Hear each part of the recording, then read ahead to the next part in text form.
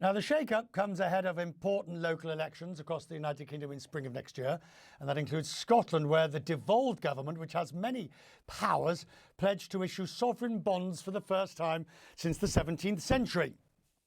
It plans to issue just under $2 billion worth of so-called gilts, the playing on the word gilts, which is the UK government's name of the bond for that, the kilt or the gilt. The bonds have been given a AAA rating by Moody's. Scotland's First Minister says the bonds are an important step towards his party push for independence from the UK. That First Minister is John Sweeney, and the First Minister is with me now. Sir, thank you. Thank you for taking time to join me tonight. Let's start with the kilts, and then we'll do the immigration bit in just a moment. If we look at the kilts, you're familiar, of course, that the pricing of the kilts is exactly the same as gilts, because largely the whole thing is backed by, at the end of the day, by the UK government at Westminster. And that's really the problem. How much of an independence premium is in that, or would be, if it came to that?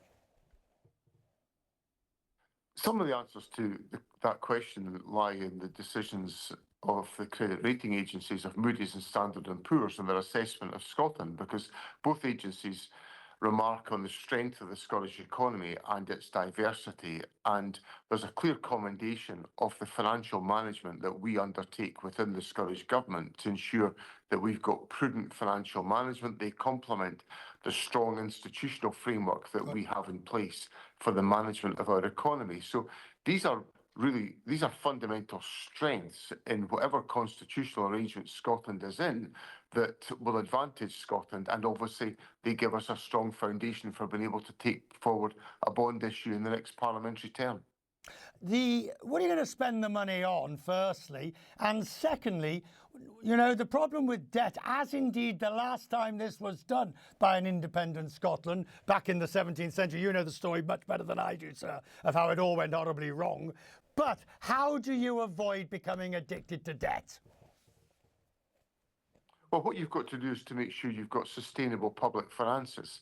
And that's what we've demonstrated that we can deliver. And I was overjoyed by the strength of the credit rating agency's assessment of the Scottish economy and our management of the public finances, because it demonstrates real strength that the people of Scotland can rely upon within their government. Now, in terms of what we would spend the bonds on, they would be part of the capital programme that we take forward, which is undertaking a number of investments about strengthening our availability of public sector housing supply, for example, or supporting us in capturing our renewable energy potential through the transition to net zero.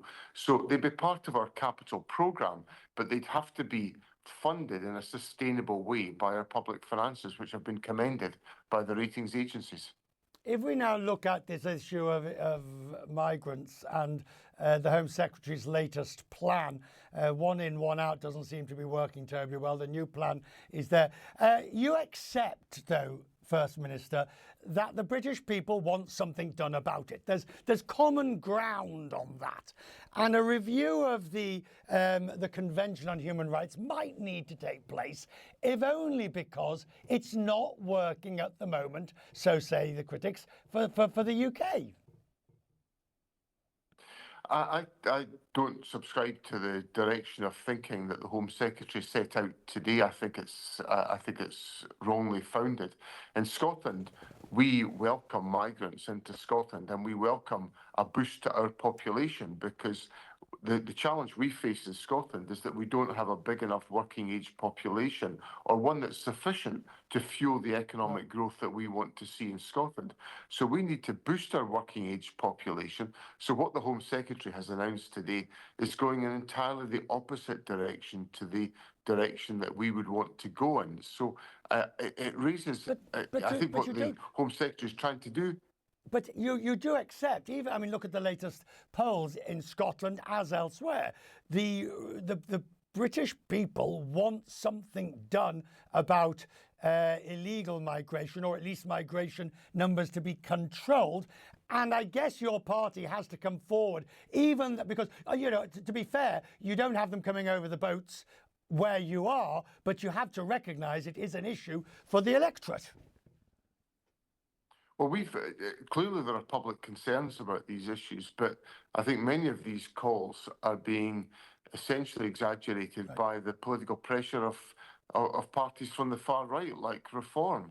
And what we want to take forward is an approach to migration that welcomes people, that gets people to be economic contributors in our society and gives them a basis to do so. Now, many of the schemes that we've had in the past have been really successful about attracting international talent and students into our economy, which have fueled our economic growth. The message from the Home Secretary is to turn our back on that, and I think that's a mistake. First Minister, I'm grateful. Good luck with the kilts. Having been to Scotland many times and worn the kilt, I hope, put it this way, sir, I hope your bonds, your kilts are more successful than my wearing of the garment. Well, it's an interesting nickname for our bond issue, but obviously these nicknames attract a lot of international attention, and that's welcome because the bond issue will attract a lot of international attention on Scotland. First Minister, I'm grateful. Thank you, sir.